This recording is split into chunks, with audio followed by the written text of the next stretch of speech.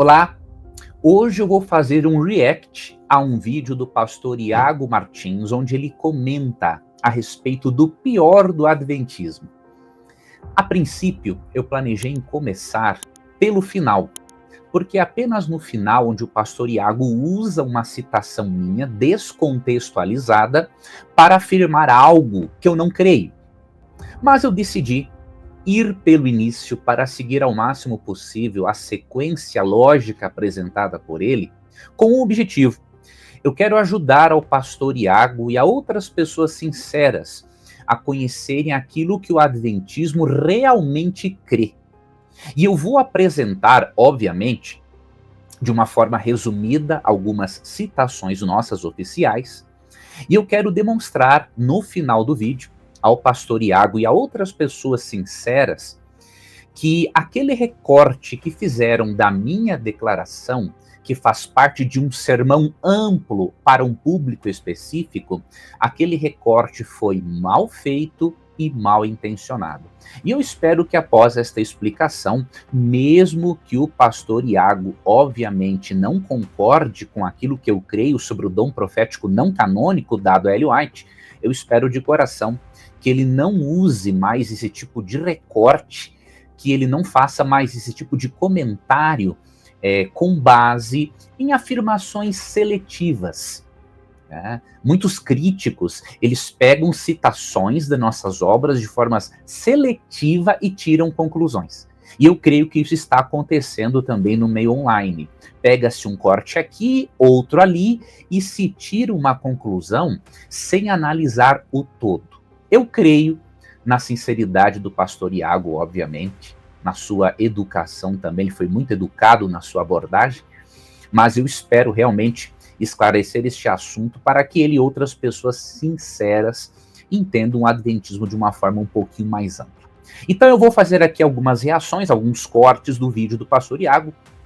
Se você achar, amigo internauta, que eu me esqueci de alguma coisa importante, pode deixar aqui nos comentários que eu voltarei a fazer algo a respeito, tá bom? Eu fiz aqui o meu melhor para poder abordar tudo o que ele disse no vídeo dele. Eu vou apresentar aqui então algumas coisas, vou também, obviamente, apresentar alguns slides e vamos fazer aqui alguns comentários. Vamos começar por esta primeira parte aqui do que o pastor Iago afirmou no seu vídeo. Vamos lá. Rodrigo Silva, agora tá com esse negócio aí, vai criticar o Rodrigo Silva cheio de dedo, todo educadinho, não sei o quê. Ô, gente, vocês querem que eu seja grosso com o povo, é isso? Quer que eu seja grosso de graça? Eu não sou adventista, eu faço críticas, não sei de onde é que o pessoal tirou aí, eu faço críticas às...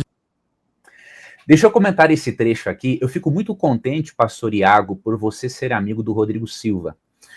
O Rodrigo é um amigo meu também, é um dos cristãos adventistas mais humildes e intelectuais que eu conheço. E eu não tenho dúvida alguma que a sua aproximação com Rodrigo Silva vai permitir que você conheça realmente o adventismo. E mesmo que você não creia nas mesmas doutrinas que nós cremos, a tua proximidade com Rodrigo Silva vai permitir que você tire conclusões corretas sobre nossas crenças. Então, faça isso, aproxime-se mesmo do Rodrigo, porque vai ser uma bênção. Você vai entender realmente o que nós pensamos e você pode até mesmo consultá-lo a respeito do que eu creio, porque o Rodrigo me conhece, a respeito do que o pastor Renato Stencil crê, porque eu vi que você também utilizou-se de um recorte a respeito de um sermão dele, eu vou comentar depois. Então mantenha esse contato com o Rodrigo, porque vai ser realmente uma bênção. Vamos lá. Vou passar um pouquinho adiante aqui para eu poder pegar a essência do argumento para você. Chegou aí no argumento, hein? Novo Testamento ignora completamente a ordem de guardar o sábado. Não tem. Você pode tentar criar derivação? Tem gente que tenta, não é? Vai dizer que o nosso descanso sabático, nos Hebreus 4, ainda há um descanso. Tenta, não é? Mas é ruim. Pensa. Deixa eu, antes de entrar em Hebreus 4 e outros textos que o pastor citou aqui, deixa eu falar sobre essa questão da não repetição do quarto mandamento do Novo Testamento. Em primeiro lugar, a não repetição do sábado de forma imperativa, como ocorre no Decálogo, não significa que o sábado deixou de ser guardado ou que o mesmo fosse abolido. E por quê? Se você analisar, não há uma necessidade de dar uma ordem imperativa para guardar o sábado, considerando que os judeus até mesmo exageravam na guarda do sábado. Então, o que Cristo fez? Em primeiro lugar, para não deixar dúvida alguma, em Mateus 5, 17 a 19, ele diz que não veio abolir a lei de Moisés e os profetas. O que ele faz? Ele corrige a forma fanática e distorcida de se observar o sábado. E aqui eu peço que o pastor Iago atente para esse detalhe, bem como este rapaz que ele se utilizou aqui no corte. O fato de Jesus corrigir a maneira como o sábado estava sendo guardado nos mostra que não há necessidade de um mandamento imperativo. Por quê? Porque eles exageravam demais. E se Cristo quisesse abolir o mandamento do sábado, ele não teria ensinado-os a guardarem do jeito correto. Ok? Então, esse é o primeiro ponto que nós precisamos considerar. Segundo ponto, existe uma expressão em Lucas 23, 56, que mostra claramente que mesmo o mandamento não existindo de forma imperativa, ele era reconhecido como mandamento. Lucas registrou isso, que aconteceu por volta de 31 depois de Cristo, e quando essas mulheres aqui não embalsamaram o corpo de Cristo no sábado, olha a expressão que se encontra no verso 56. Então se retiraram para preparar óleos aromáticos e perfumes, e no sábado descansaram segundo o mandamento. Para um judeu, e depois para um judeu cristão, era óbvio e evidente que o sábado fazia parte do decálogo. Ele era parte dos mandamentos de Deus. Então isso aqui também tem que ser considerado. Em segundo lugar, se o sábado não é repetido de forma imperativa, ele é repetido pelo exemplo de Jesus e dos apóstolos. Você acredita, amigo internauta, que existem cerca de 90 reuniões religiosas no sábado no Novo Testamento? O que acontece? Muitos críticos ignoram uma resposta que já foi dada em 1965, neste livro aqui, muito antigo, Subtilezas do Erro, de Arnaldo Cristianini. Arnaldo Cristianini, quando pega este quadro comparativo usado pelo rapaz ali do corte, né, que o pastor Iago mencionou, quando os críticos dizem assim, existem tantas vezes o primeiro mandamento no Novo Testamento, o segundo, o quarto, o quinto, o sexto, o sétimo, o oitavo, o nono, o décimo, e não existe o quarto, Arnaldo Cristianini provou neste livro que este quadro apresentado por eles é um quadro omisso. Por que é omisso? Porque existem cerca de 90 reuniões religiosas no sábado, no Novo Testamento. Se isso aqui não for conclusivo para nós, eu não sei mais o que será conclusivo. Você lembra do ditado que um ato vale mais do que 1000 palavras? Será que 90 reuniões religiosas no sábado, por parte tanto de Cristo, mas especialmente dos apóstolos, não seria conclusivo para mostrar que o sábado continua assim em vigor no Novo Testamento, mesmo não sendo dado de forma imperativa? Então, veja, essa argumentação é muito fraca e ela não se sustenta, ok? Num outro momento, eu vou fazer um post, um vídeo, até mesmo um carrossel no Instagram, mostrando para você que este quadro comparativo, que tenta mostrar que o quarto mandamento não existe no Novo Testamento, é um quadro omisso, como disse Arnaldo Cristianini, e que essa argumentação, obviamente, não se sustenta, ok? Vamos ver aqui mais algumas coisas do pastor Iago sobre o sábado também. Ignora completamente a ordem de guardar o sábado. Não tem. Você pode tentar criar derivação? Né? Tem gente que tenta, não é? Mas é ruim. Pensa quando falar, orem para que a fuga não seja no sábado, mas é um texto falando para judeus especificamente. Interessante, ó. Mateus 24:20, o pastor Iago diz que fala para judeus. Pastor, essa interpretação ela é muito problemática porque se nós partirmos desse pressuposto, que evidência você teria para dizer que o Sermão do Monte também não é só para judeus? Não é? Mateus 5-7 foi dado originalmente para judeus, mas a questão é, foi dado originalmente para judeus, mas apenas para judeus. foi dado originalmente para judeus e não apenas para judeus. Mateus 24:20 é a mesma coisa. Quando é dito, orem para que a fuga de vocês não seja no inverno e nem no sábado, atente para uma coisa, pastor, muito importante. Lhe digo isso com muito carinho, com muito respeito. Os judeus e judeus cristãos que atentaram para a ordem de Cristo escaparam do cerco de Jerusalém. Isso significa que o conselho de Jesus não foi só para judeus. Foi sim para judeus, mas também para judeus cristãos. E aqui está um detalhe, pastor, que você precisa analisar. Jesus está dizendo em Mateus 24:20 que 70 anos após a cruz, o sábado continuará sendo guardado e não o domingo. Isso aqui, pastor, é muito relevante. Eu não me baseio, pastor, no chamado argumento do silêncio, que obviamente é um erro.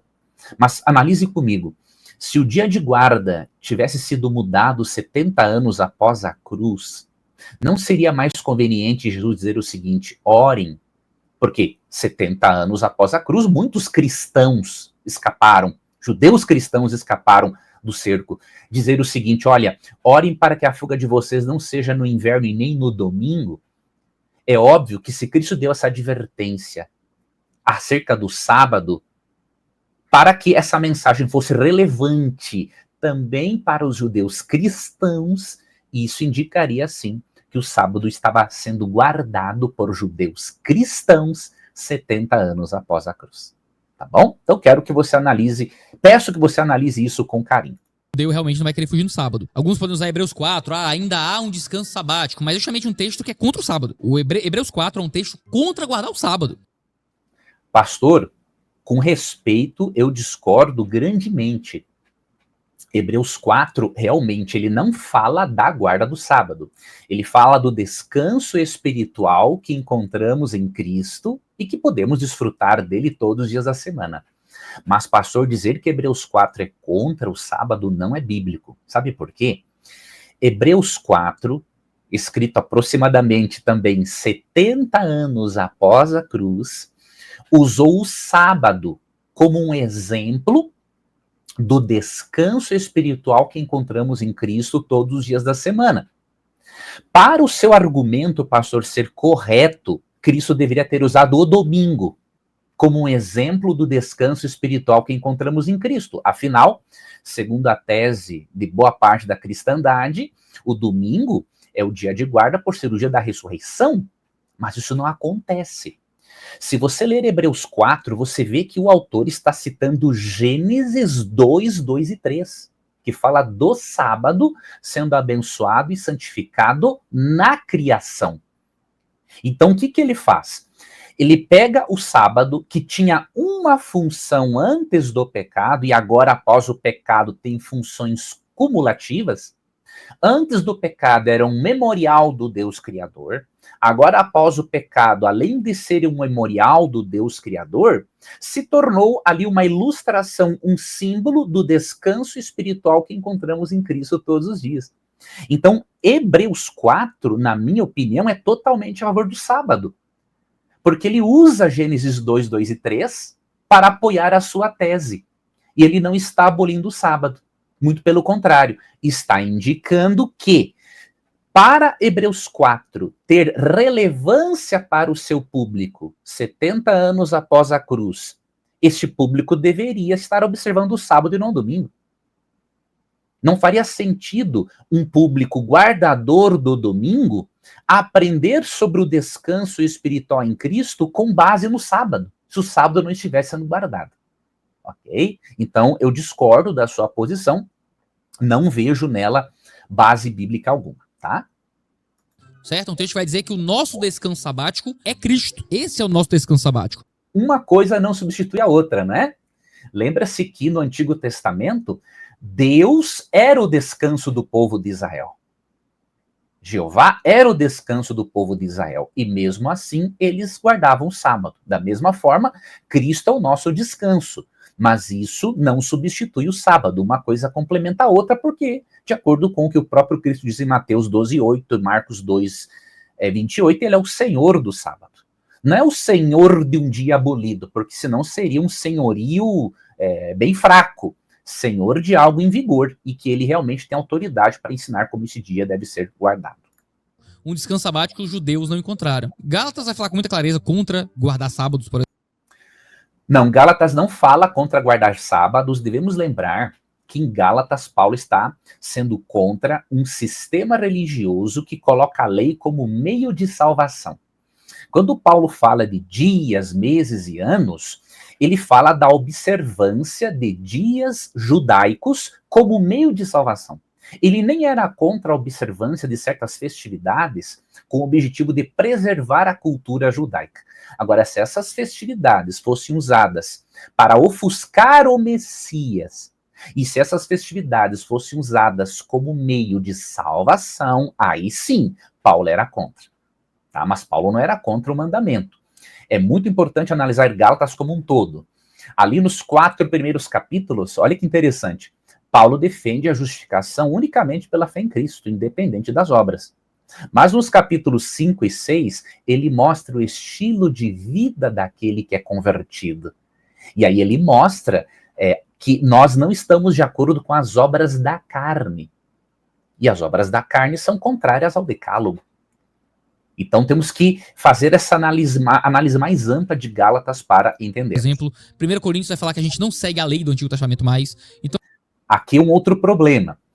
Quando o pastor interpreta 1 Coríntios 9, 20, quando Paulo diz que não estava debaixo da lei, né, é importante, né, o pastor interpretar esse contexto, né, esse verso em um contexto mais amplo. Né?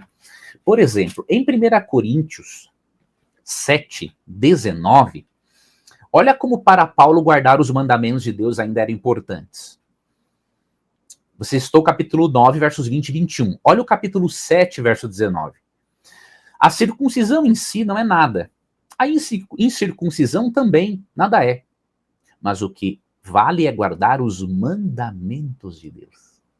Olha que interessante. Paulo não era contra os mandamentos de Deus. Paulo, sim, foi contra um sistema legalista que procurava colocar a lei numa função que não pertence a ela. Né?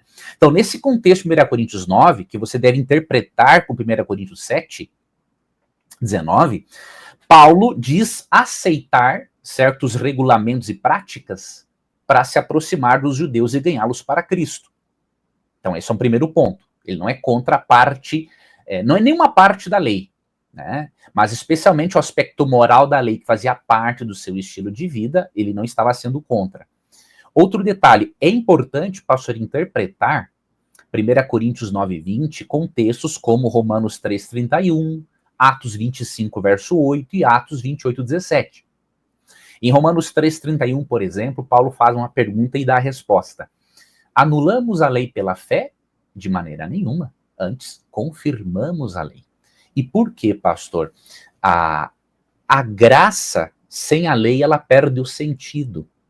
Eu preciso que a lei de Deus seja eterna para que constantemente eu sinta a necessidade da graça. Então, uma coisa não pode coexistir sem a outra. Óbvio que na cruz Cristo aboliu a função condenatória da lei. A lei não pode mais nos condenar. Mas Cristo na cruz não aboliu a lei como estilo de vida. Se você ler Hebreus 8:10, por exemplo, que cita Jeremias 31 a 34, ali é dito que na nova aliança Deus quer descrever, gravar os seus princípios no nosso coração. E o sábado faz parte desses princípios, porque ele é até mesmo anterior ao próprio decálogo. Ok? Então analise isso com carinho. Outro texto que eu quero lhe mostrar para interpretar 1 Coríntios 9, 20 é Atos 25, 8. Depois você pode ler Atos 28, 17 também. Paulo não era um transgressor das leis judaicas, tá?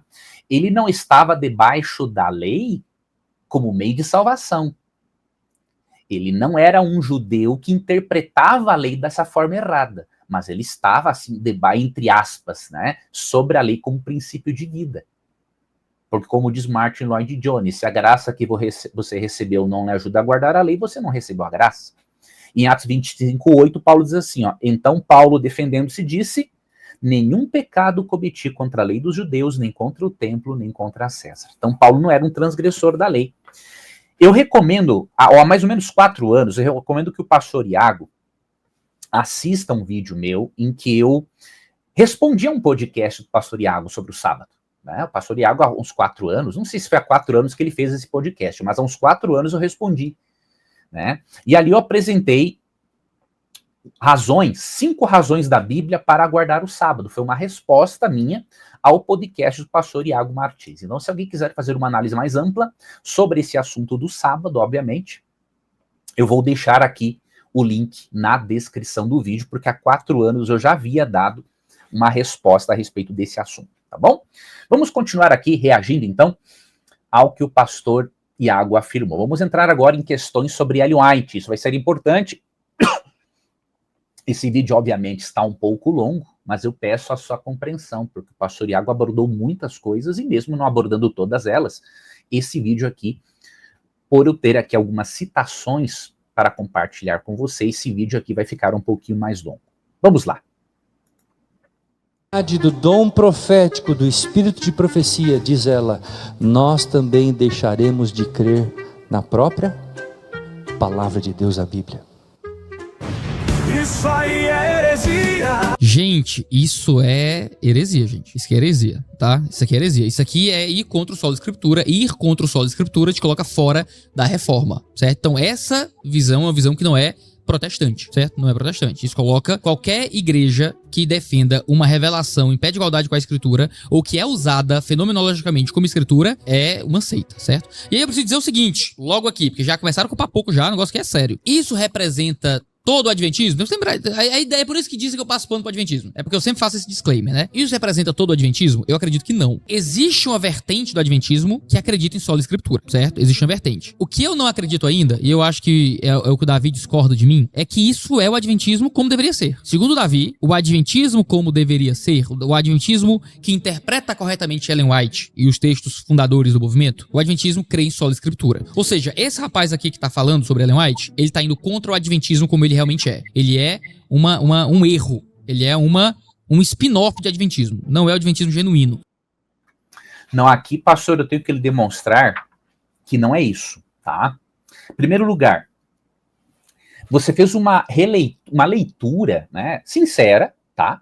Mas particular de uma afirmação isolada, tirada de uma mensagem do pastor Renato Stencil sobre a importância do dom profético dado a Ellen White. Eu vou comentar mais a respeito, mas antes, veja, a mesma coisa fizeram comigo. A minha citação, que você comentou mais de uma vez, e eu vou falar a respeito no final, não dá para formar uma opinião sobre o que o adventista crê com citações isoladas, tá? Então, é muito importante analisar o todo. O pensamento do pastor Stencil é o mesmo que eu vou apresentar nesse slide aqui para você agora. O pastor Stencil, ele é diretor do Centro de Pesquisas Ellen G. White, ele é um acadêmico, ele é professor de teologia. Se o pastor Stencil não estivesse de acordo com o que eu vou apresentar aqui, ele não seria professor, ele nem estaria no Centro Universitário Adventista, na Universidade Adventista de São Paulo, tá? Então, veja, converse, já que você tem essa proximidade com o Rodrigo Silva, converse com o Rodrigo e pergunte o que o pastor Stencil quis dizer. O que o pastor Stencil está dizendo em essência? Que rejeitar a mensagem de um profeta não canônico pode levar à rejeição da mensagem do profeta canônico, se isso for feito por rebeldia. Então, se uma pessoa rebeldemente rejeita um profeta, rejeita outro. Né? Quando nós lemos 2 Crônicas 20:20, crede no Senhor vosso Deus, estareis seguros, crede nos seus profetas e prosperareis, isso se refere tanto a um profeta canônico quanto a não canônico. Então, o que ele está dizendo? Que é perigoso. Se você tem certeza, veja, se você tem certeza, que não está falando de pessoas sinceras, que ainda têm as suas dúvidas sobre o dom profético não canônico de Ellen White, mas se você tem certeza do dom de um profeta não canônico, e você rejeita as advertências dele para a sua vida, você vai acabar rejeitando, é bem provável que você rejeite as mensagens do profeta canônico. Então ele não faz de Ellen White um teste para aceitar a Bíblia. Tá? Eu digo isso com muito carinho, com muita convicção. Deixa eu mostrar para você aqui algumas citações que são muito importantes para você entender o nosso pensamento. Isso aqui é uma opinião da própria Ellen White.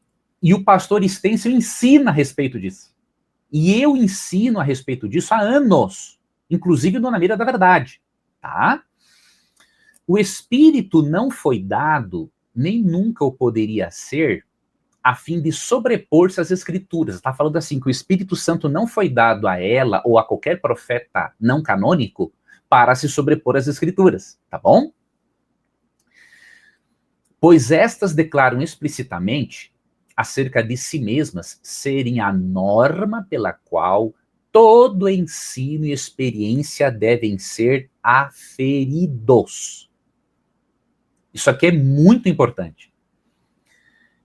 A própria Ellen White ensina que a Bíblia é a norma pela qual todo ensino, inclusive os ensinos de Ellen White, toda experiência, inclusive a experiência profética de Ellen White, devem ser aferidos.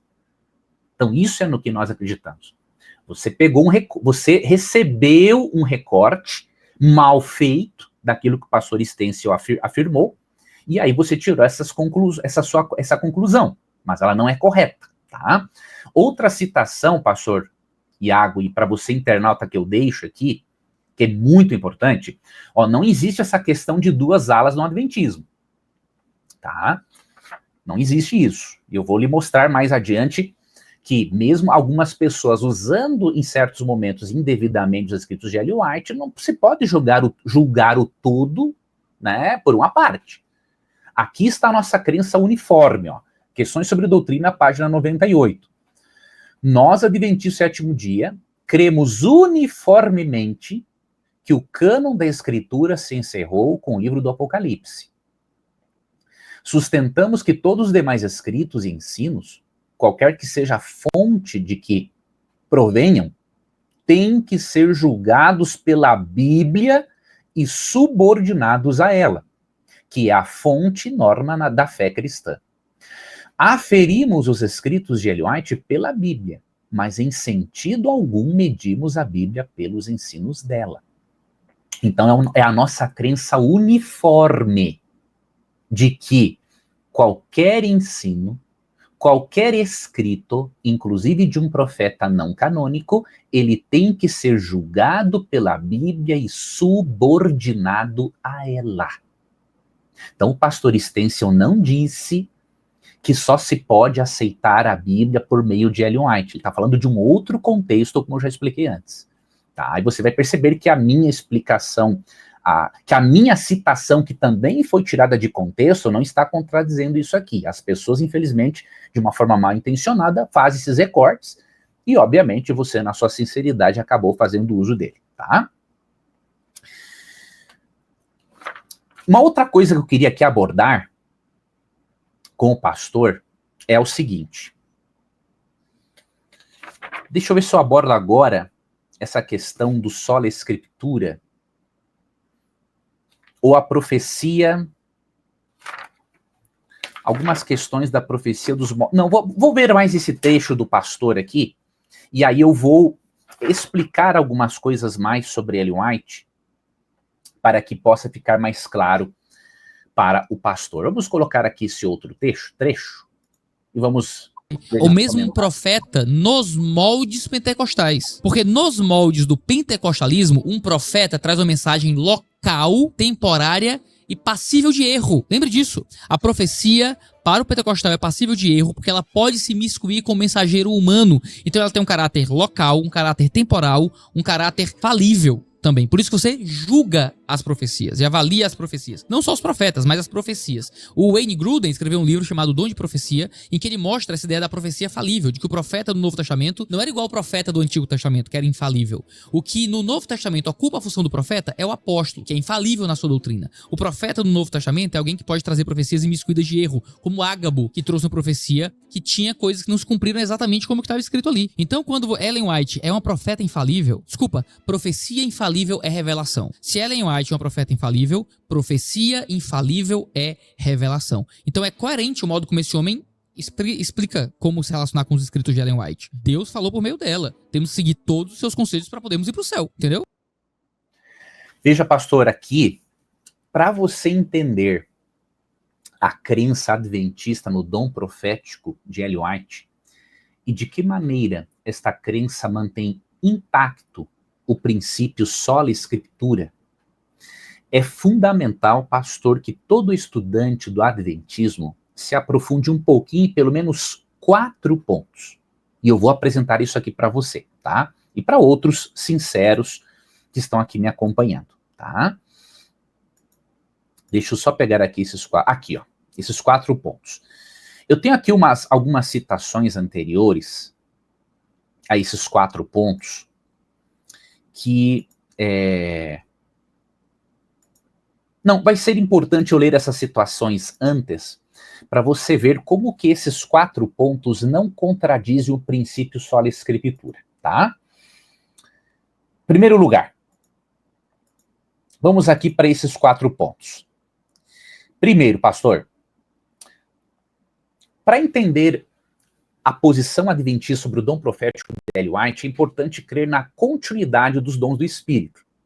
Então, esse não é o seu caso, né? É bem provável que você seja um cessacionista, tá? Que você crê que já que o cânon bíblico foi fechado, não há mais necessidade do dom profético. Assim como você, nós cremos. E eu até mostrei uma citação anterior. O cânon bíblico foi fechado, encerrado. Nós não precisamos mais de profetas canônicos além dos que existem. Essa é a nossa crença, essa é a minha crença desde que eu me tornei adventista há cerca de 29 anos. Tá? Mas veja, é importante, para entender o pensamento adventista, crer na continuidade dos dons. Tá? Textos como Efésios 4, 11 e 12... Efésios 4, ali 13 e 14, 1 Coríntios 1, 7 e 8, mostram claramente que enquanto Jesus não voltar, o dom profético continua em vigor. E isso se refere também ao não canônico. Eu não vou ler todos os textos, mas um deles, só para você avaliar com carinho. Aqui em 1 Coríntios 1, 7 e 8 é dito o seguinte: de maneira que não lhes falte nenhum dom, enquanto aguardam a revelação de nosso Senhor Jesus Cristo. Ele também os confirmará até o fim, para que vocês sejam irrepreensíveis no dia de nosso Senhor Jesus Cristo. Então, nós não temos indicação de que algum dom tenha cessado, mesmo que o cânon bíblico esteja assim encerrado. Então, nós cremos, os profetas canônicos, os livros canônicos estão completos. Mas por causa da existência de falsos profetas, porque o Espírito Santo continua sendo dado ao seu povo, então existem os profetas não canônicos. Então esse é o primeiro ponto, entender esse aspecto da nossa doutrina. Segundo aspecto, obviamente, que vem junto, é importante aceitar a existência de profetas inspirados não canônicos. Então nós cremos que se existem falsos profetas, Deus tem os verdadeiros para se opor a eles. Tá? Óbvio, esses profetas não canônicos, e eu vou mostrar num quadro a seguir, estão subordinados aos profetas canônicos, no aspecto de doutrina e de autoridade. Só que tem um detalhe, tem um terceiro aspecto. Entender o que pensamos sobre os níveis de inspiração de um profeta. Se você não entender isso, pastor, como nós entendemos, aí você vai achar, obviamente, que somos heréticos. Mas eu lhe convido a avaliar o outro lado da moeda, mesmo que você não concorde com isso.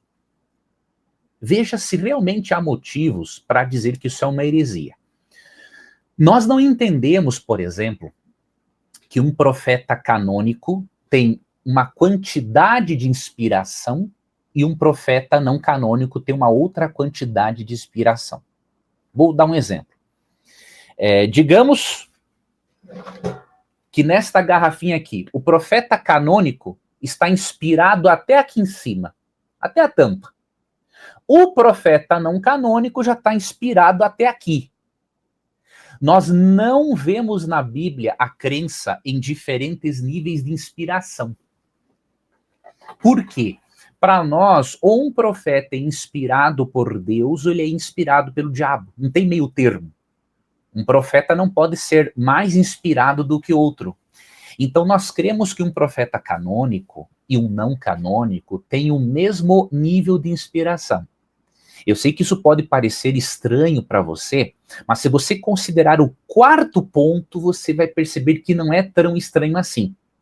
Apesar de crermos em iguais níveis de inspiração, ou seja, o mesmo Espírito Santo atua na mente do profeta canônico e do não canônico, não em medidas diferentes, tá?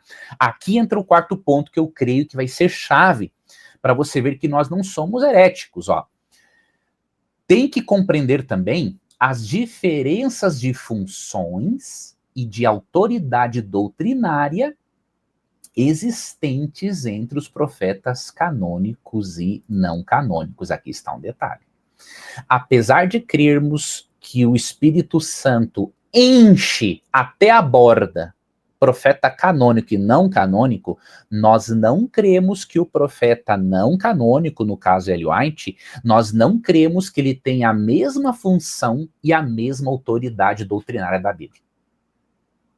Então, isso, pastor, que eu quero que você analise com carinho. E você, meu amigo internauta, você não crê no dom profético dado a Ellen White, mas eu peço que você avalie em oração o seguinte: bom, eu não creio, digamos que você esteja dizendo o seguinte, eu não creio realmente que Ellen White profetiza, não creio em todos esses detalhes que o Leandro apresentou, mas em essência, isso que o Leandro apresentou é uma aberração teológica? Eu acredito que não.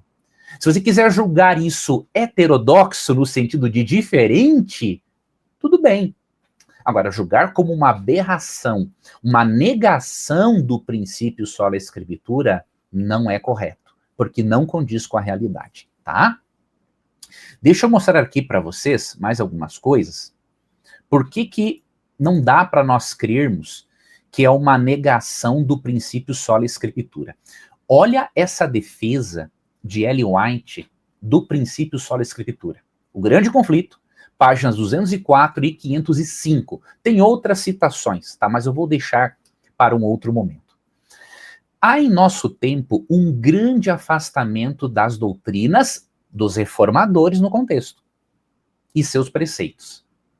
E há necessidade de um retorno ao grande princípio protestante, a Bíblia e a Bíblia só como regra de fé e prática. Deus terá sobre a terra um povo que mantenha a Bíblia e a Bíblia só como norma de todas as doutrinas e a base de todas as reformas. Então você percebe, a nossa crença no dom profético dado a Ellen White não nega e não contradiz o princípio sola escritura. Nós apenas cremos que o profeta canônico e o não canônico são inspirados pelo mesmo Espírito Santo, mas que o profeta não canônico está subordinado à palavra de Deus. Então eu não vejo um porquê de dizer que Ellen White não cria no princípio sola escritura, tá? Olha, por exemplo, essas outras citações, ó. Recomendo-lhe, caro leitor, a palavra de Deus como regra de sua fé e prática. Por essa palavra, ó, não pelos escritos dela, seremos julgados. Isso é o que ela disse em 1851. Ela escreveu em 1885 também o seguinte, ó. Deixa eu ler essa outra citação aqui para você. Ó, a Bíblia e a Bíblia só deve ser nosso credo, o único meio de união. Todos os que se curvam a essa palavra sagrada estarão em harmonia. Então ela apresenta a Bíblia como regra de fé e prática. Ela diz que seremos julgados pela Bíblia, 1851, 1855, a Bíblia só deve ser o nosso credo e ela é a fonte de união entre os membros da igreja. Ok? Então isso é realmente no que ela acredita, no que nós acreditamos, no que eu ensino há vários anos. Tá? Aqui nessa citação, é bom atentar para o que ela mesma diz sobre a função dos escritos dela em relação à Bíblia. Ó. Recomendo a você, caro leitor, a palavra de Deus como regra de sua fé e prática. Por essa palavra, não pelos escritos dela, destaco novamente, seremos julgados. Deus na palavra prometeu dar visões nos últimos dias. Aí ela já fala das visões proféticas dadas a ela, né? Não para ser uma nova regra de fé, mas para conforto de seu povo e para corrigir os que se desviam da verdade bíblica. Aqui está a função dos escritos dela. Né? Não é acrescentar uma nova luz, não é servir de norma doutrinária, pelo contrário, é para dar testemunho daquilo que já está revelado no texto bíblico. Vou apresentar aqui para vocês este resumo que eu creio ser muito importante. Obviamente que se poderia apresentar mais coisas aqui neste quadro, mas eu quero apresentar apenas este resumo aqui para você entender a relação entre Bíblia e escritos de Ellen White para nós adventistas, tá bom? Presta atenção nisso aqui. E aí me diga aqui nos comentários, por mais que você não concorde, você acha que isso aqui contradiz o princípio sola escritura? Mas analise com carinho. Bíblia, escrita por profetas canônicos. Escritos de Ellen White, escritos por profetisa não canônica. Bíblia, sagrada, autoritativa, padrão pelo qual tudo e todos devem ser julgados.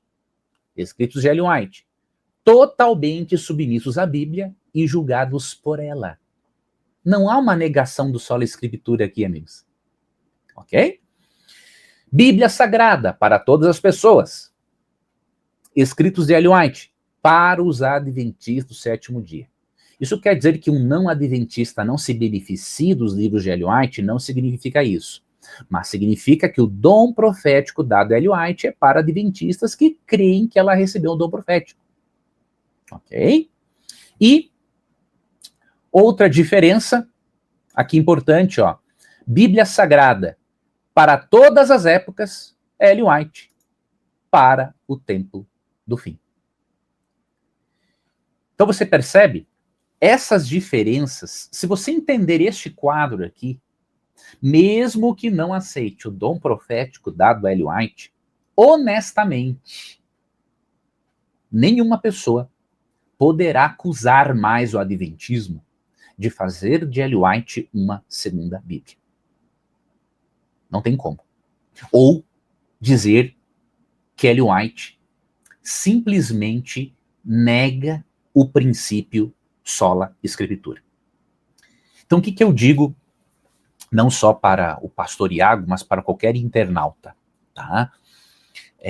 Leia, no mínimo, as páginas 98 a 103 do livro Questões sobre Doutrina, tá? Para você entender o que nós, adventistas, realmente pensamos a respeito da relação entre os escritos de Ellen White e a Bíblia. São poucas páginas, tá? Isso aqui vai ajudar e muito a você entender. Talvez alguém esteja dizendo o seguinte: mas você disse, Leandro, uma vez que quem não crer nos escritos de Ellen White está com o pé no inferno. Então, como que você diz aqui agora que é para os adventistas do sétimo dia? Eu vou explicar no final, na parte final do vídeo, quando eu reagir ao que o pastor Iago afirmou, tá bom? Mas antes, eu peço muito que você acompanhe o meu argumento até o final. Uma outra obra que eu indico, ó, muito importante, eu vou fazer um vídeo sobre este capítulo. Aqui nesta obra, quando Deus fala o dom de profecia na Bíblia e na história, aqui tem um capítulo do Dr. Alberto Tinho sobre Ellen White e o princípio sola escritura. Este capítulo, pastor Iago, seria muito importante se familiarizar com ele, ó. Capítulo 15. Sola Escritura e Ellen White, reflexões históricas. Tá? O doutor Alberto Tinha, um teólogo, adventista do sétimo dia. Este capítulo é muito importante. Se você ler, pastor, este capítulo aqui, ou qualquer outra pessoa ler este capítulo, vai perceber que a nossa crença no dom profético dado a Ellen White não contradiz o Sola Escritura, tá bom? E, obviamente, em outro momento, eu vou fazer um vídeo só sobre este capítulo do doutor Alberto Tinha. Agora, pessoas podem usar indevidamente no púlpito os escritos de Ellen White? Pode. Infelizmente, elas o fazem. Mas eu lhe garanto, não julgue o todo pela parte. A Igreja Adventista do Sétimo Dia se esforça muito, através de suas literaturas, através de seus canais oficiais, através da Novo Tempo, para passar às pessoas aquilo que nós realmente acreditamos estar revelado nas Escrituras. Mas assim como acontece em qualquer outra igreja cristã ou movimento religioso, alguns irmãos não vão entender bem certas doutrinas. Então eu peço que vocês não julguem o todo pela parte. Eu vou lhe mostrar o que a própria Ellen White disse certa vez para alguém que estava usando indevidamente os escritos dela. Quer ver? Veja essa repreensão da própria Ellen White a esta pessoa. Eu quero apresentar essa citação aqui para você agora. Vamos lá. Diz o texto: o irmão J procura confundir os espíritos, esforçando-se por fazer parecer que a luz que Deus nos concedeu por meio dos testemunhos e os escritos dela constitui um acrescentamento à palavra de Deus, mas com isso apresenta os fatos sobre uma falsa luz. Ellen White e nenhum adventista foi a favor de que alguns poucos usassem os escritos dela como se fosse um acréscimo à Bíblia. Tá bom? É importante considerar o todo, considerar aquilo que os adventistas realmente ensinam de forma oficial e não julgar esse todo por uma parcela, por uma parte, né? Deus ouve por bem chamar, por este meio, por meio do dom profético não canônico, a atenção do seu povo para a sua palavra, a fim de conceder-lhe uma compreensão mais perfeita da mesma. Então, os escritos de Ellen White chamam a atenção para a Bíblia e a pessoa vai compreender melhor a palavra de Deus através de testemunhos simples, práticos, tá? Mas eles não são o meio de interpretar a Bíblia. Agora, facilitam. Por exemplo, quando eu vejo um comentário bíblico, tá? Obviamente que esse comentário bíblico vai facilitar a minha compreensão de textos bíblicos, porque nele há informações muito importantes para eu entender o contexto histórico, cultural, ter uma compreensão ainda melhor da gramática do texto, não é? Agora, ao mesmo tempo, os escritos de Ellen White nos ajudam desta forma. Não da mesma forma que um comentário bíblico, porque nós cremos na inspiração do profeta não canônico.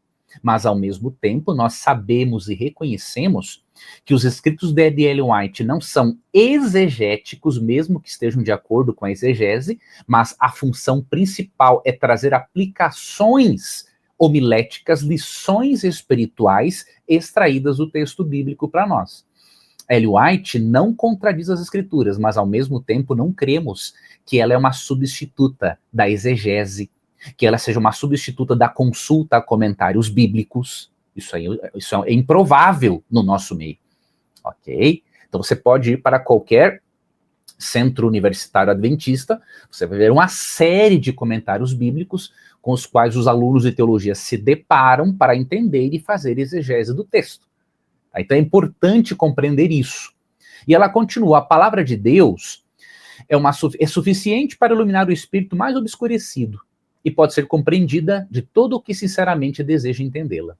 Veja, Ellen White não coloca os escritos dela no mesmo nível da Bíblia, no aspecto de autoridade doutrinária, né? Temos, sim, como comentários inspirados do texto bíblico, mas cuja função é levar para a Bíblia e não servir de acréscimo ao texto bíblico. Por mais que não se concorde com essa nossa posição, dizer que nós não aceitamos o princípio sola escritura, o que o contradizemos, não é correto, tá? Outra citação dela importante aqui, ó. Mas não obstante isto, alguns que dizem fazer da palavra de Deus objeto de seus estudos são encontrados vivendo em oposição direta a alguns de seus mais claros ensinos. Daí para que tanto homens como mulheres fiquem sem escusa, Deus dá testemunhos claros e decisivos, a fim de reconduzi-los à sua palavra que negligenciaram seguir. A palavra de Deus abunda em princípios gerais para a formação de hábitos corretos da vida, e os testemunhos, os escritos dela, tanto gerais como individuais, visam chamar a sua atenção particularmente para estes princípios. Isso aqui é fundamental, pastor Iago, para entender a função dos escritos de Ellen White. Tá? Mesmo que eu já tenha apresentado outras citações anteriormente, é bom reforçar o seguinte. Ellen White primeiramente diz o seguinte, que se as pessoas tivessem feito da Bíblia a sua fonte, o seu objeto de estudos, Deus nem precisaria dos escritos não canônicos, né? Do profeta não canônico, diríamos assim.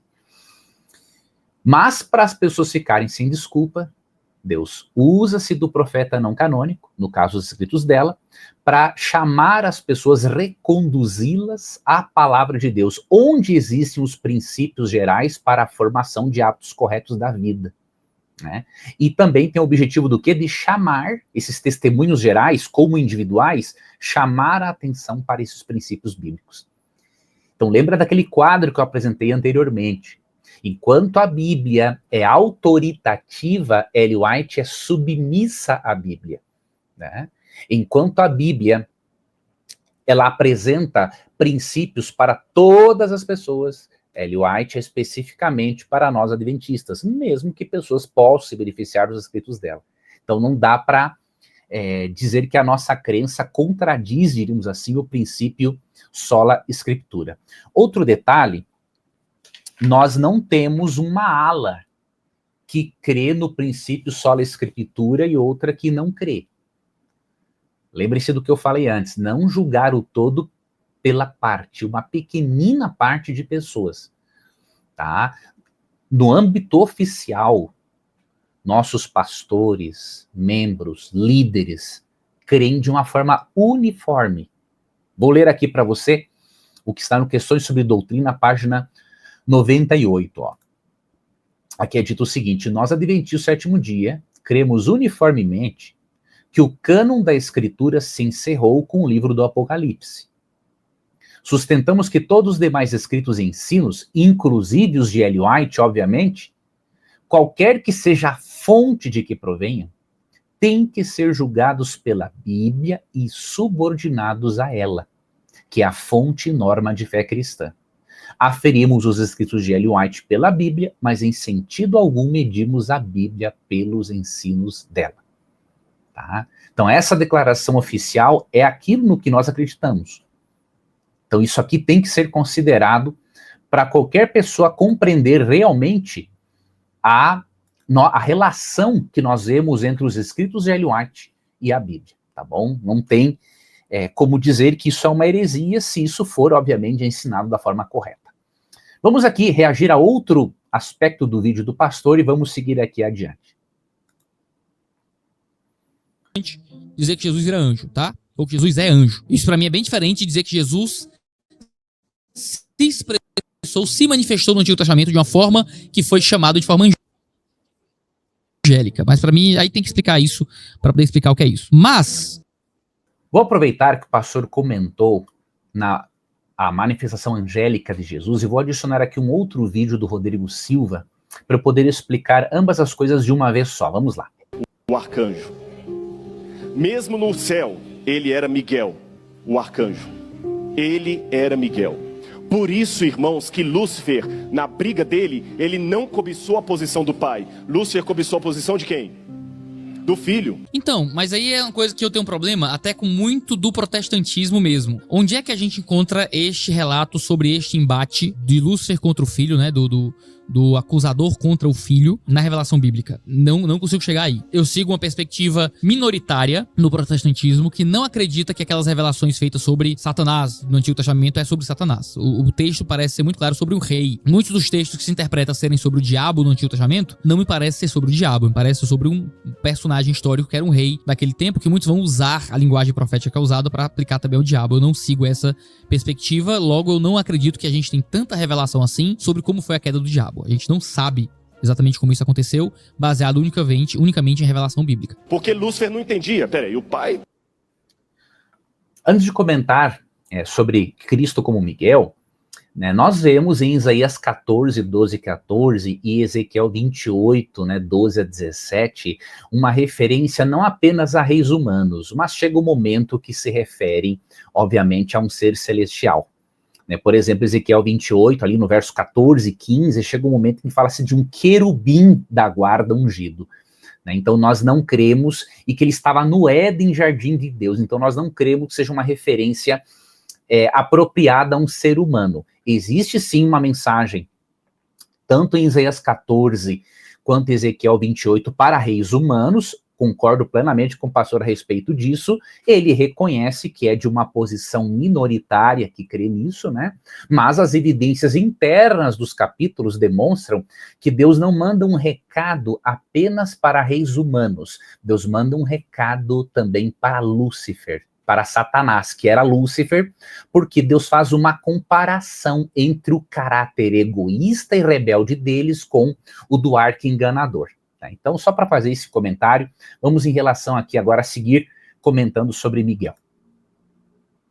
Tudo bem, o pai é o pai, mas esse aqui é um como eu. E o pai, tudo bem, o pai é o pai, mas esse aqui é um como eu. Por que eu tenho que adorá-lo? Por que ele é chamado para criar e eu não? Agora sim, olha só, para ver como o pessoal acaba pegando de forma um pouco exagerada esse questão do adventismo. Eu acho ruim essa ideia do Lúcio dizendo, esse aqui é um como eu. Porque ele seria um anjo. Mas ele diz, por que é que eu tenho que adorá-lo? Ou seja, existe uma adoração ao filho. Tem gente que faz com que os adventistas sejam um testemunho de Jeová na cabeça deles, mas não é.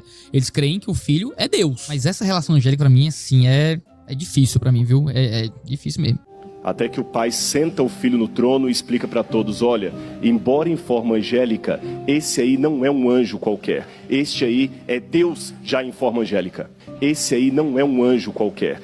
Esse aí não é um anjo qualquer. Este aí é Deus já em forma angélica. Então, assim, pra mim, eu não acredito nisso. Eu não acredito nisso. E eu acho isso uma visão complicadíssima de adicionar dentro da Trindade. Eu acho que seria legal ter um vídeo do Pedro Pamplona. Vamos comentar isso aqui, sobre a questão de Jesus ser como Miguel. Veja, em primeiro lugar, pastor Iago, e foi bom você ter mencionado aqui o pastor Rodrigo, né? Veja, quando ele cita Ellen White, dizendo que Cristo vivia como se fosse um anjo, Ellen White não ensina, e nós não cremos nisso, e nem o Rodrigo crê nisso, que Jesus tinha uma natureza angélica. Ele vivia entre eles, como se fosse um deles. Quando lemos os capítulos 1 e 2 do História da Redenção, nós entendemos, eu não vou entrar nesse detalhe agora, que a revelação da Trindade, Deus é tão misterioso, Deus é tão profundo, que a revelação progressiva da Trindade não ocorreu apenas no texto bíblico, mas ocorreu ao longo da eternidade. Então, o que acontece? Quando Cristo é comparado a Miguel, é apenas uma função adicional que ele tem, sem com isso negar a divindade dele. E eu parabenizo ao pastor Iago por ter chegado à conclusão de que a nossa crença em Jesus como Miguel nada tem a ver com a crença das testemunhas de Jeová. Eu até quero mostrar essa citação aqui, que é muito importante, ó. Rejeitamos vigorosamente a posição sustentada pelas testemunhas de Jeová. Não cremos que Cristo seja um ser criado, tá? Então, foi muito bom e honesto da parte do pastor Iago fazer menção a isso. Ele compreendeu corretamente, mesmo que, obviamente, ainda esteja um pouco confuso sobre essa nossa compreensão de Cristo ter assumido uma função de comandante das hostes celestiais, mas não uma natureza angélica. Como pastor, o nome Miguel é um desafio, quem é como Deus, cremos que é um nome apropriado que Cristo usa quando ele desafia diretamente Satanás no conflito contra o arqui-inimigo, tá? Então nós cremos que Jesus Cristo, ele no conflito cósmico assume a função de comandante dos exércitos celestiais, mas não uma natureza angélica. Nós cremos como pastor, não é? Que quando Cristo é chamado de anjo do Senhor, o anjo de Yahweh no Antigo Testamento, né, indica simplesmente que ele é o mensageiro da Trindade, né, a humanidade. Mas nós não cremos que Cristo tem uma natureza angélica. Ele viveu como se fosse um deles, entre eles, demonstrando a sua humildade. Mas isso não significa que ele tivesse uma natureza angélica e depois se tornasse divino. Ele sempre foi Deus, no mais pleno sentido do termo. Para finalizar esta parte, em um outro momento eu posso elaborar um vídeo mais detalhado sobre Cristo como Miguel. A nossa crença em Jesus como Miguel é praticamente a mesma de outros teólogos protestantes, tá? Então, Matthew Henry, T. Robinson, Adam Clarke, J.D. Glasgow, entre outros, Quando você pega, por exemplo, o comentário de Matteo Henry, publicado pela CPAD, você vê que os textos em que ele comenta sobre Miguel, ele diz que se refere a Cristo, na sua função, não natureza angélica, na sua função de comandante das hostes celestiais. Então nós cremos assim. E por isso eu fico feliz de o pastor ter sido muito sincero em relação a esse aspecto, mesmo que não compreenda todos os detalhes da nossa doutrina. Tá bom? Vamos seguir aqui adiante, analisando aqui algumas outras coisas que o pastor falou sobre o adventismo. Vamos ver aqui. E que todos os conselhos que ela nos deixou, nós possamos obedecer, para um dia estarmos nos céus quando Jesus voltar. Essa linha é forte, hein? Essa aspas aí é pesada. É pesadíssima. Seguir todos os conselhos que ela nos deu. Essa parada que me enlouquece, assim. Ellen White não ocupa no Adventismo a posição que teólogos ocupam pro protestantismo. Pensa em João Calvino, pensa em Jonathan Edwards, pensa em Lutero, pensa, sei lá, em qualquer John Piper, Paul Washer. Bom, ó, como eu já comentei a respeito disso anteriormente, né, nós falamos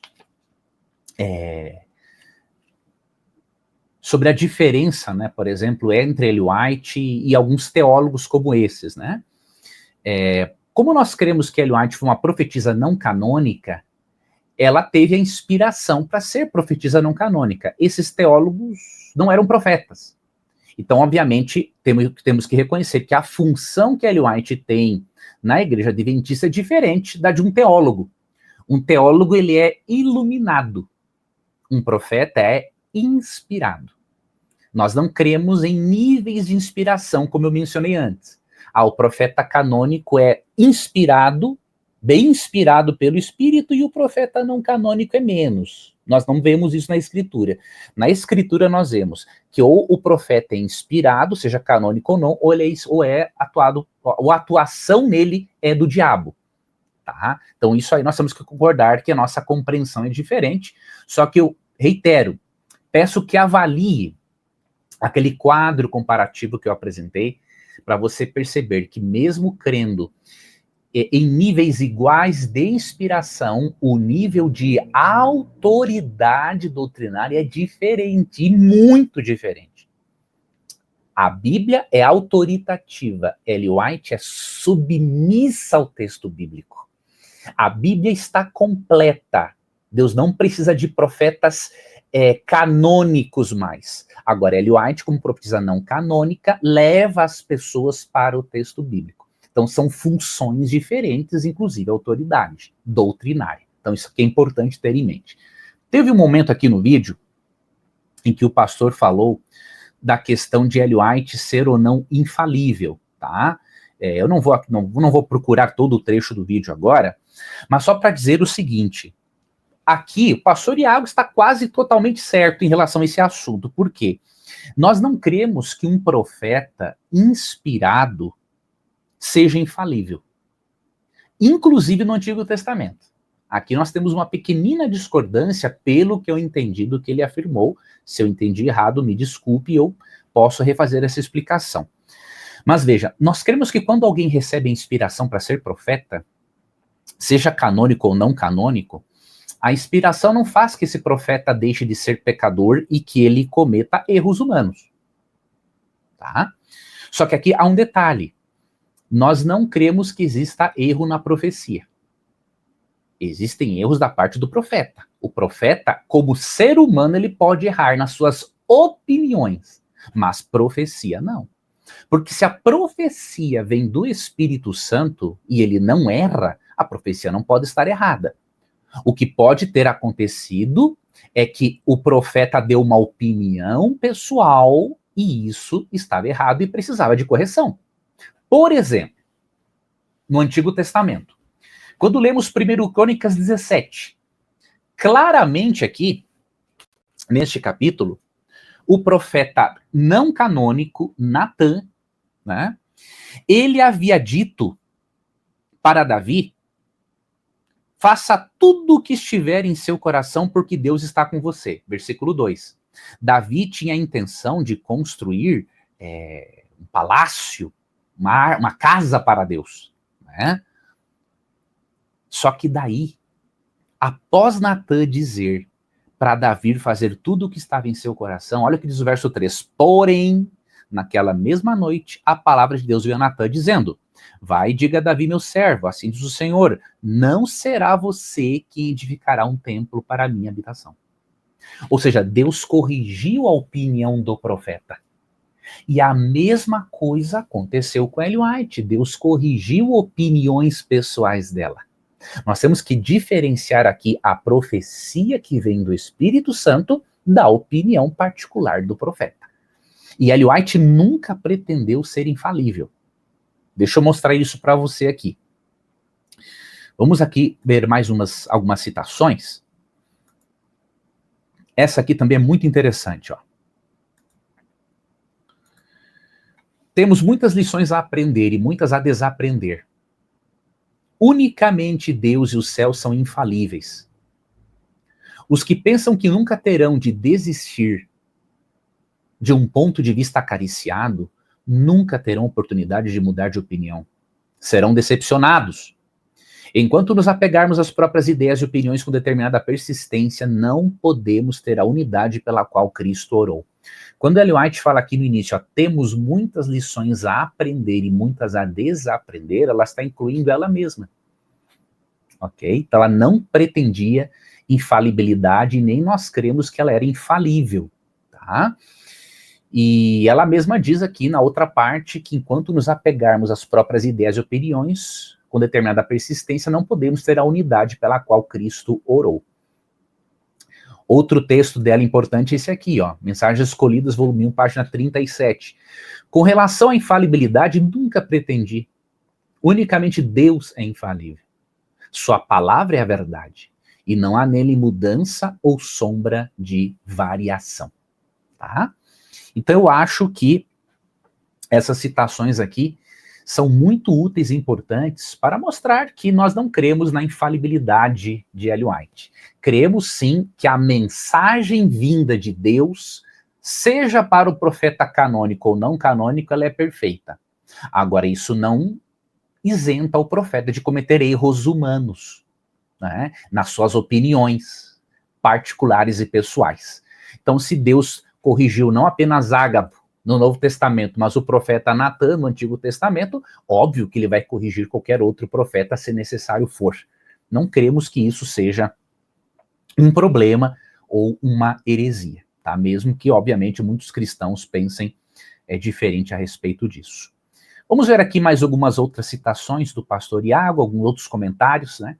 Estamos indo aqui para perto do final do vídeo, tá?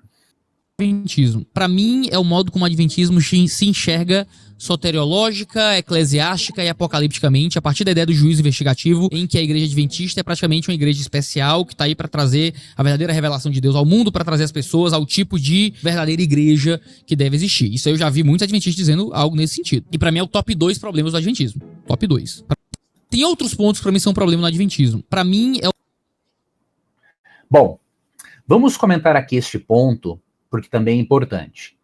Pode acontecer, pastor, de algumas pessoas não terem me apresentado corretamente a visão adventista sobre a nossa soteriologia, eclesiologia e sobre a nossa compreensão apocalíptica. Eu quero brevemente lhe mostrar a respeito disso, mas dizer o seguinte, que em certo momento eu fiz uma reação a um vídeo seu e eu comento algo sobre o juízo pré-advento. De que maneira eu mostro algumas citações de alguns teólogos protestantes que creem como nós, né, que o juízo final tem uma fase pré-advento. Mas em outro momento eu vou falar com mais detalhes a respeito e mostrar aí de que maneira a doutrina do juízo pré-advento não tira a nossa certeza da salvação, porque eu sei que isso é um mito espalhado constantemente entre muitos irmãos, tá? Mas aqui o que eu queria destacar para você é o seguinte, vou colocar aqui um resumo, tá? Um resumo das nossas crenças em relação a esses aspectos, tá? Nossa compreensão soteriológica Isso aqui é importante, pastor, compreender, ó. Vamos lá. Desde o início, desejamos afirmar de maneira mais veemente e explícita que os adventistas do sétimo dia não creem que Cristo fez apenas um sacrifício expiatório parcial ou incompleto na cruz. A palavra expiação tem amplo significado nas Escrituras. Embora fundamentalmente abranja o sacrifício expiatório de nosso Senhor Jesus Cristo na cruz, inclui também outros aspectos importantes da obra da graça salvadora. Para compreender, pastor, a nossa soteriologia, obviamente que é bem ampla, é muito importante fazer uma distinção entre expiação provida e expiação aplicada. Nós cremos que Cristo proveu toda a expiação necessária aos nossos pecados na cruz do Calvário. A doutrina do juízo investigativo para nós não significa que essa expiação foi incompleta. Mas nós cremos ao mesmo tempo que a expiação ela é aplicada à vida do cristão ao longo do processo de santificação e ao longo do ministério sumo sacerdotal de Cristo. Às vezes isso pode dar uma impressão, não é? De uma expiação incompleta, mas eu lhe garanto que não é assim. A expiação foi perfeita. A expiação foi totalmente provida na cruz. Mas ela é aplicada ao longo da nossa vida. Por exemplo, a salvação na Bíblia é apresentada em 3 tempos. Passado, fomos salvos. Presente, estamos sendo salvos. E futuro, seremos salvos. Isso não significa que a salvação é incompleta, mas que ela possui fases diferentes. Justificação, santificação e glorificação. E nossa compreensão da expiação é muito parecida com esta lógica. Ela foi totalmente provida por Cristo na cruz no passado, mas é aplicada ao longo de todo o presente até o dia da sua volta. Tá bom? Então, esse breve resuminho para você poder compreender a centralidade de Cristo nesse aspecto soteriológico. Outro detalhe, vamos ver aqui sobre a nossa compreensão eclesiológica, especialmente o conceito de remanescente, né? Talvez vocês tenham sido levados a pensar que nós cremos que somos a única igreja verdadeira. Não é bem assim. Por que eu digo que não é bem assim?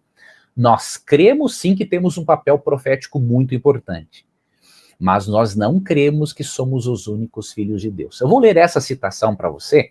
Num outro momento, pretendo fazer aí um outro vídeo ou um carrossel para apresentar isso de forma mais ampla, o nosso conceito sobre igreja remanescente. Mas veja essa citação aqui, oficial, do Questões sobre Doutrina, página 162. Você pode ver também uma outra obra que é Nisto Cremos, você vai ver algo parecido com isso aqui, ok? Não tem como fugirmos disso. Se algum adventista lhe apresentou isso de forma errada, esse adventista não conhece nem mesmo a literatura da própria igreja. Mas eu lhe garanto, a nossa posição oficial é esta aqui, ó. Cremos que a profecia de Apocalipse 12:17 aponta para a experiência e a obra da igreja adventista do sétimo dia. Mas não cremos que somente nós constituímos os verdadeiros filhos de Deus. Cremos que Deus possui um grande número de seguidores fervorosos, leais e sinceros em todas as comunidades cristãs. Veja, pastor, você pode discordar, e qualquer irmão que está me acompanhando, discordar que Apocalipse 12:17 se refira à experiência da obra adventista. Porque ali fala, né, do remanescente como os que guardam os mandamentos de Deus e a fé em Jesus. Não crer nessa interpretação, tudo bem, é uma interpretação nossa. Mas alegar com isso que nós nos consideramos os únicos filhos de Deus, aí já não é correto. Por quê? Porque aqui claramente é dito nessa obra oficial, não cremos que somente nós constituímos os verdadeiros filhos de Deus.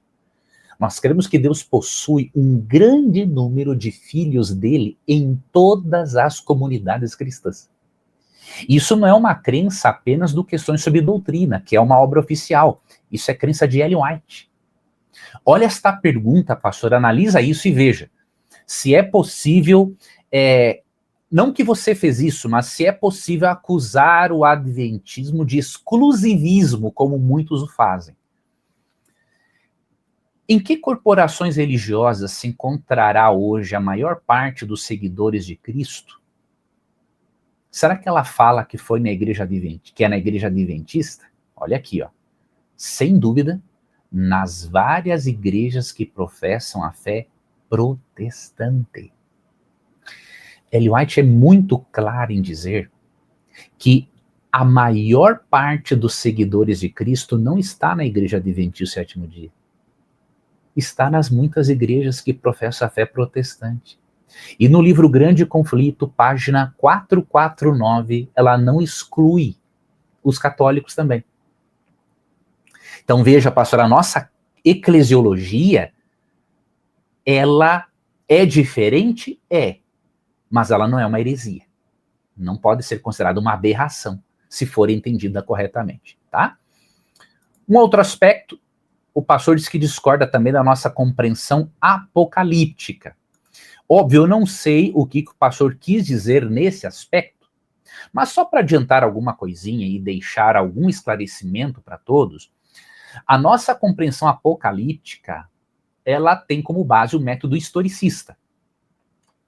O método historicista nós herdamos do protestantismo histórico. Vou dar aqui um exemplo. Neste livro de John Foxe, o Livro dos Mártires, você pode ver que nós adventistas, assim como esses cristãos desta fase de perseguição, nós cremos na presença do papado nas profecias, tanto em Daniel 7:25, quanto em Apocalipse 13. Tá? Então, a nossa crença, o nosso método historicista tem como base o protestantismo histórico, a interpretação do protestantismo histórico de fala inglesa até por volta do século XIX. Tá? Óbvio, sabemos que a nossa interpretação difere de boa parte dos protestantes, e especialmente católicos, obviamente. Há intérpretes que se utilizam do método futurista, outros preterista, mas nós entendemos as profecias como ocorrendo num contínuo histórico, como apontam Daniel 2 e também capítulo 7. Então eu não sei, obviamente, a que aspecto o pastor se referiu, não importa isso, podemos tratar no outro assunto, mas só para esclarecer a nossa compreensão apocalíptica, ela vem do protestantismo histórico de fala inglesa. Assim como muitos dos mártires, que relatados que por John Foxe criam na presença do papado nas profecias, nós também cremos, ok? Então, não creio que isso possa ser considerado também uma heresia, tá? Bom, existiam outras coisas aqui para eu comentar a respeito desse assunto, mas vamos deixar para lá. Teremos outras oportunidades, fazemos outros vídeos, porque esse aqui já está muito longo. Eu quero entrar aqui agora numa outra questão, numa reação do pastor a uma suposta oração para aceitar Ellen White por parte do pastor Noel Estina. Vamos olhar aqui e vamos fazer aqui um breve comentário a respeito. O meu propósito é aceitá-la como mensageira de Deus para a igreja remanescente. Cacetada, meu irmão. É oração pra aceitar Jesus. Não tem oração pra aceitar, aqui é oração pra aceitar Ellen White. Rapaz, oração pra aceitar Ellen White como profetisa. Cara, gente, isso aqui é idolatria, gente. Isso aqui é idolatria. Não só a figura de Ellen White, como é tratá-la como nova revelação, gente. Nova revelação. Isso aqui. Veja, pastor, isso aqui não é uma oração para aceitar Ellen White como profecia. Vou lhe explicar o que é isso aqui. Isso aqui, pastor, é um apelo final que nós fazemos em cada estudo bíblico, seja impresso, rádio ou TV, para que a pessoa aceite a verdade que foi estudada. Então, nesse estudo bíblico aqui, o pastor Noel Estina estudou sobre o dom profético e, obviamente, explicou que Ellen White era uma profetisa não canônica, e aí ele faz um convite para a pessoa orar para que ela aceite a verdade estudada. Nós fazemos isso com qualquer outra doutrina nossa. Vou te dar um exemplo. Depois que a pessoa estudou sobre a doutrina da Trindade, eu aceito que a Bíblia ensina a existência de um só Deus revelado em 3 pessoas. Quero aceitar ao Deus bíblico como meu único Deus verdadeiro, etc, etc. esse é um apelo final que é feito em cada estudo bíblico. Então aqui não é uma oração para aceitar Ellen White. É uma oração para aceitar a verdade estudada sobre o dom profético, né? É um apelo para aceitar aquela verdade estudada, inclusive que Ellen White foi profetisa.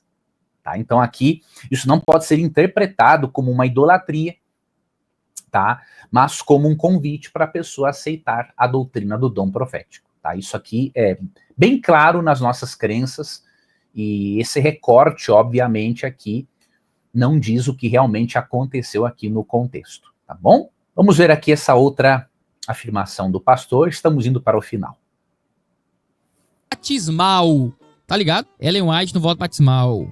Eu vi até, tem no site aqui da Adventista, aqui ó, uma ficha de batismo, isso aqui eu já tinha visto já antes aqui ó. Aqui é uma ficha de registro de candidato de batismo Adventista, tem pra baixar em PDF, e tem bem aqui ó, cadê a fichazinha de batismo? E creio que o dom de profecia na pessoa de Ellen White é uma das características identificadoras da igreja remanescente? Sim. Caraca, maluco, é Ellen White no voto batismal, tá ligado? Ellen White no voto batismal.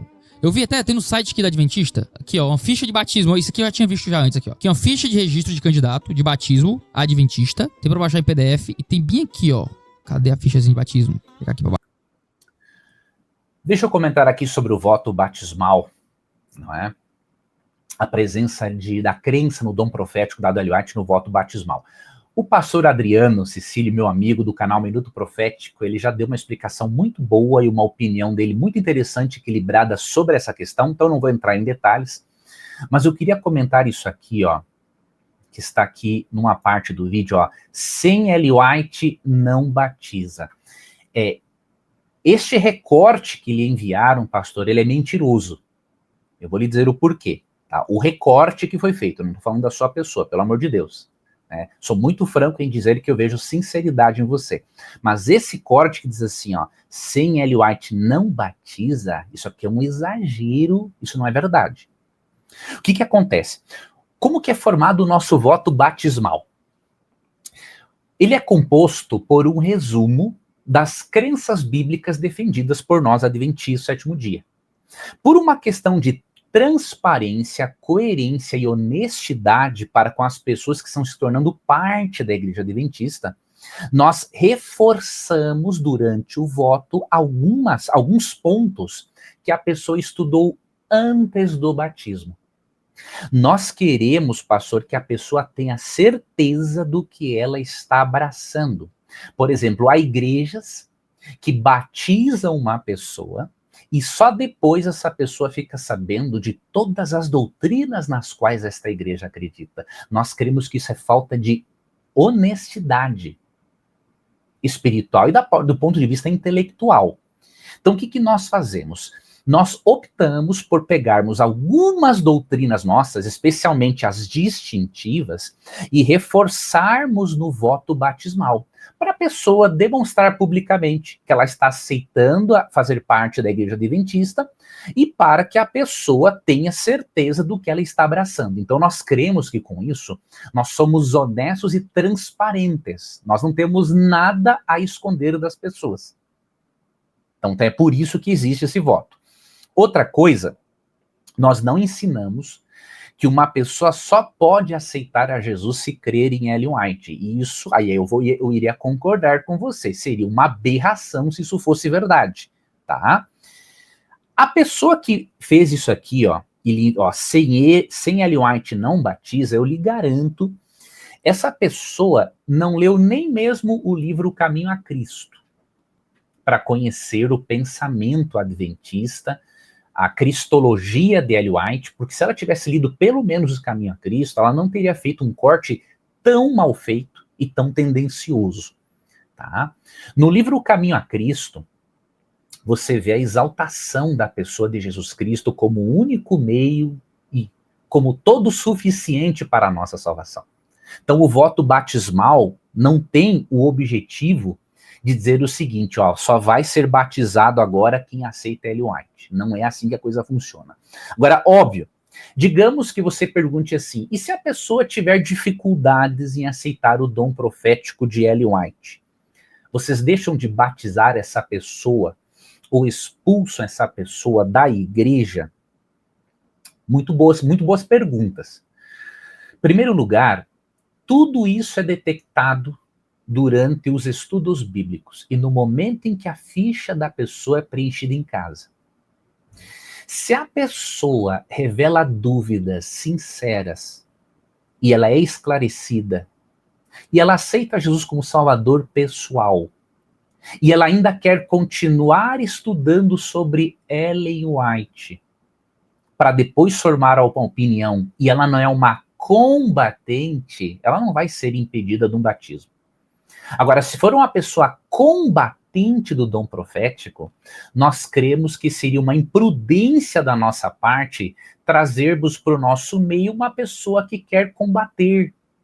Vai trazer briga, desunião, e não há um porquê. Então é melhor ela se filiar a um movimento religioso que, além de aceitar a Cristo como Salvador, goste de combater Ellen White. É muito mais coerente. Tá? Mas deixa eu lhe mostrar umas citações nossas oficiais para você perceber a coerência da nossa crença e que Ellen White não é simplesmente uma maneira de aceitar a Cristo como Salvador, tá? Com respeito à comunhão da igreja, declaramos que enquanto respeitamos os escritos de Ellen White e esperamos que todos os que se unem à igreja aceitem a doutrina dos dons espirituais, manifestos na experiência dela, não fazemos da aceitação de seus escritos motivo de disciplina na igreja. Ela mesma foi explícita neste ponto. Continua. Falando daqueles que não compreendiam plenamente o dom, disse: essas pessoas não devem ser separadas dos benefícios e privilégios de membros da igreja, se no demais a sua vida cristã se prova correta e tenham um bom caráter cristão. Então, olha só, essa é a opinião oficial da Igreja Adventista e da própria Ellen White. Se uma pessoa tem uma vida cristã correta, tem um bom caráter cristão e ainda não compreende o dom profético dado a Ellen White, essa pessoa não deve ser separada dos benefícios e privilégios da igreja. Tá? Então, por isso que eu lhe digo que aquele corte e que foi escrito assim, ó, sem Ellen White não batiza, isso aí está totalmente fora da realidade. Tá? Outra citação importante oficial, essa aqui é do próprio marido de Ellen White, tá? Tiago White. Deus a chamou para realizar uma obra especial neste tempo, entre este povo. Contudo, eles não fazem da crença nessa obra uma prova de comunhão cristã. Veja, não é prova de comunhão cristã aceitar Ellen White. Depois de homens e mulheres terem tido prova de que a obra é de Deus e mesmo assim derem as mãos aos que a combatem, lembra o que eu falei antes? Nosso povo tem o direito de separar-se deles. Então eu acredito piamente, pastor, que mesmo que um cristão não creia como nós cremos, não é correto, é um exagero atribuir heresia a nós adventistas por reforçarmos para a pessoa que nós cremos no dom profético e que o dom profético não canônico foi manifesto na pessoa de Ellen White. Não cremos que seja uma idolatria. Cremos que é ser transparente, coerente e honesto para com o candidato ao batismo. Mas não fazemos de Ellen White uma prova de discipulado. Essa é a nossa opinião, inclusive a opinião do próprio esposo, tá, de Ellen White. Vamos aqui para uma parte final, e aí vamos realmente finalizar o nosso vídeo, sobre... Aqui, vamos Era aqui lendo quadros. Vamos ver. Tô ficando triste já nesse vídeo. Se Jesus disse que... Não fique triste, pastor, agora que você está tendo algumas citações que ajudam você a avaliar nossas crenças de uma forma mais ampla, fique tranquilo. Por mais que você não concorde, não há motivo para você ficar triste. Você está vendo que o que nós pensamos oficialmente sobre vários aspectos de Ellen White, que isso não contradiz o princípio só da Escritura. Mas vamos lá. Quem crer e for batizado será salvo? Por que para ser batizado na igreja adventista é preciso aceitar a senhora Ellen White como profetisa? É a pergunta que eu tô fazendo, né? E aí, professor, como é que você sai dessa, meu amigo? Por favor, professor, como é que você sai dessa? Eu quero muito que você saia dessa. Eu quero muito abraçar os colegas adventistas com mais tranquilidade. Mas vocês não tá. O que estão me mandando aqui não tá me ajudando, tá? Fizeram o corte do melhor aqui pra mim. Vamos lá. O Ellen White fala nos seus escritos que a pessoa... Bom, como eu já expliquei esse detalhe aqui para o pastor, eu já queria aqui comentar a respeito do trecho em que fizeram um corte de um sermão meu, onde eu supostamente disse que as pessoas que não leem Ellen White estão com o pé no inferno. Vou pedir pra tu colocar, resgatar aí esse trecho do Leandro Quadros falando sobre a leitura, você tá no pezinho do inferno se não lê Ellen White. Outro detalhe, irmãos. Ler os livros da senhora Ellen White. Eu já acredito que uma pessoa que lê um por ano, ela já tá bem mal espiritualmente.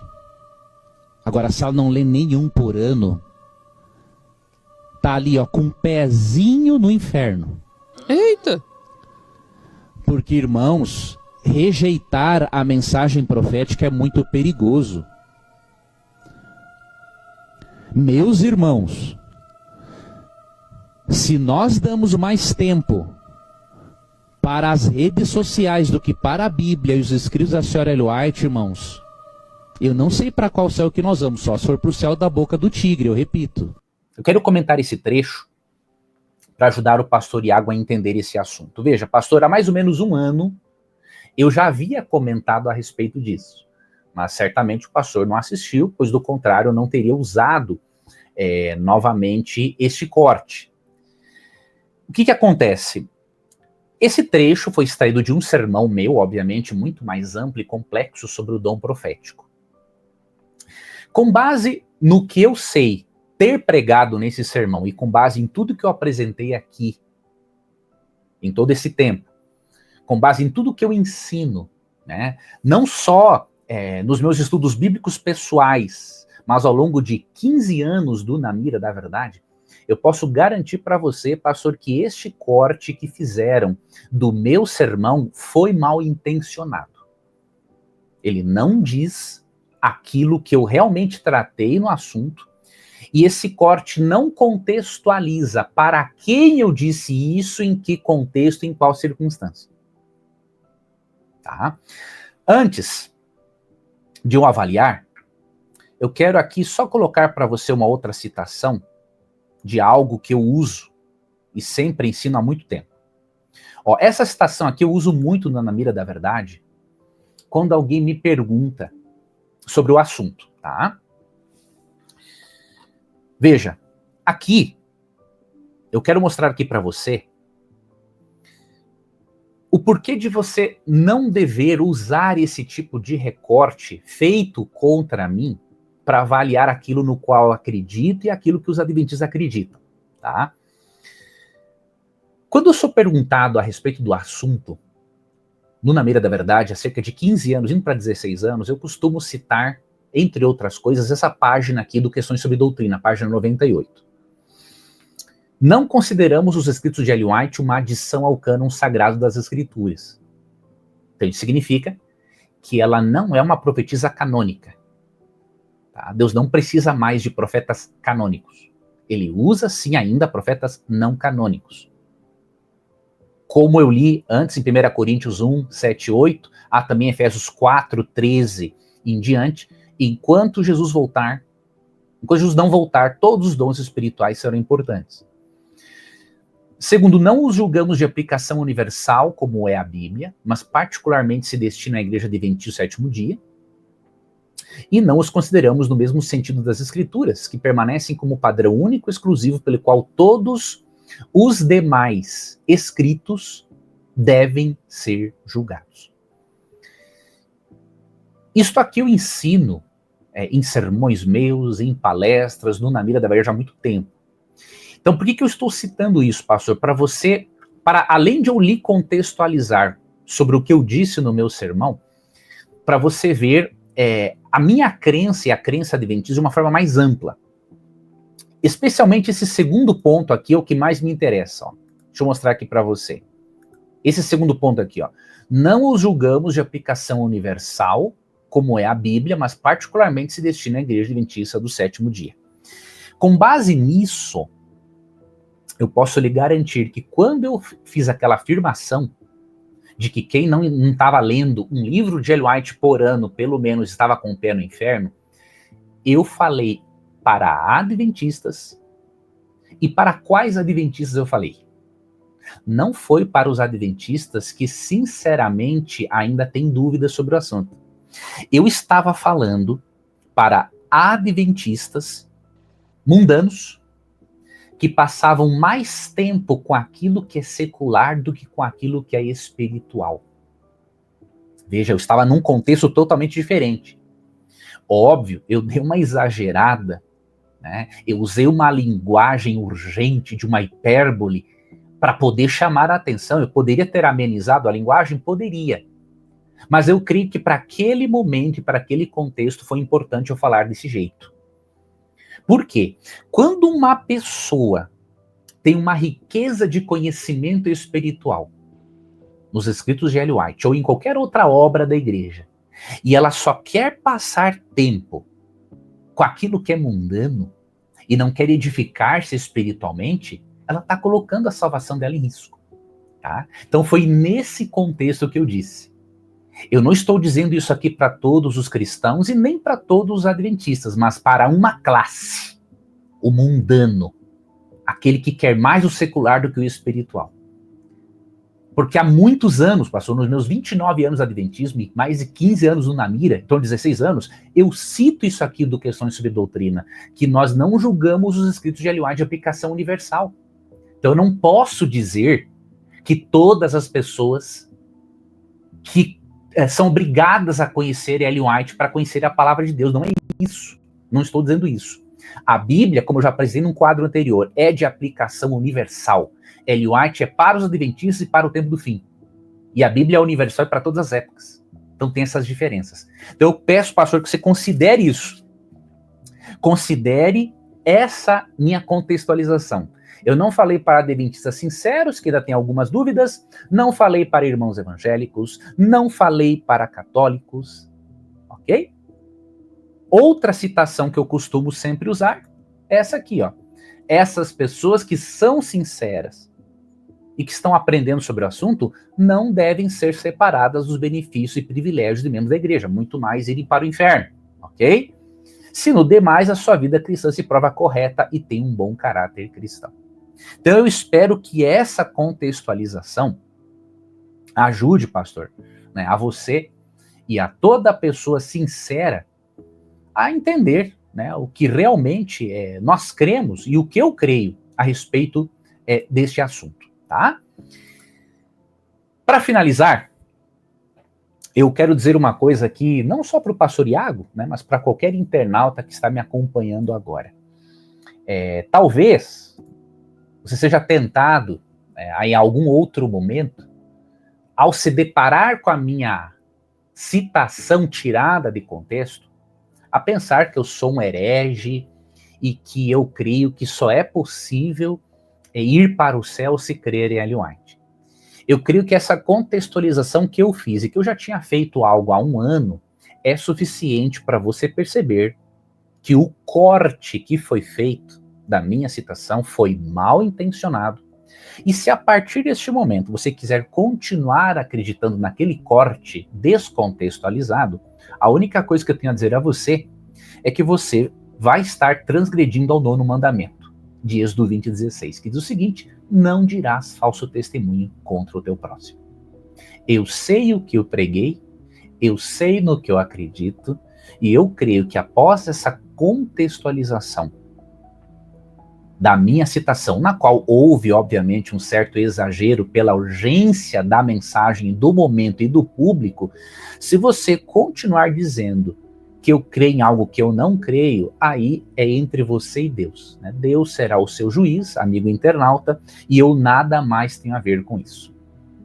Finalizo dizendo para o pastor Iago o seguinte: você disse em algum momento do vídeo que não conseguiria ter uma aproximação comigo, como você tem, por exemplo, com o Rodrigo Silva, para tratar sobre o adventismo. Eu vou lhe dizer uma coisa do fundo do coração. Eu aprecio muito conversar com pessoas sinceras, como você. né? Mesmo que tenhamos crenças diferentes, em nenhum momento eu vou me negar a conversar com você.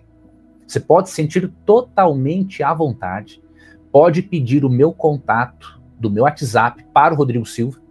Rodrigo tem o meu contato, peça para ele o meu contato. Se você quiser conversar comigo sobre o assunto, trocar uma ideia, para mim vai ser um prazer, tá bom? Não tenha receio algum, não sou nenhum fanático, não me acho melhor do que ninguém, sou um pecador que precisa desesperadamente da graça de Cristo todos os dias. Quero crescer, quero melhorar como pessoa, como pai, como marido, como cristão. Mas, ao mesmo tempo, eu preciso deixar as minhas convicções muito claras para evitar qualquer tipo de mal-entendido. Então, estarei à sua disposição, caso você queira trocar alguma ideia sobre este ou outro assunto. Eu espero de coração não ter sido nem um pouco rude nesse vídeo, né? Se eu o fui, peço que o pastor me desculpe ou qualquer outro internauta, minha intenção não foi ferir ninguém, mas estarei aqui à disposição para o bom diálogo. Pode escrever aqui nos comentários. Se alguém tiver aqui alguma sugestão para eu reagir a algum outro vídeo, pode deixar aqui nos comentários. E se esse conteúdo lhe ajudou a crescer de alguma forma na sua vida espiritual e a obter algum esclarecimento, não deixe de me seguir, de compartilhar e de curtir esse vídeo. Que Deus abençoe a todos, um forte abraço e nos vemos num próximo estudo.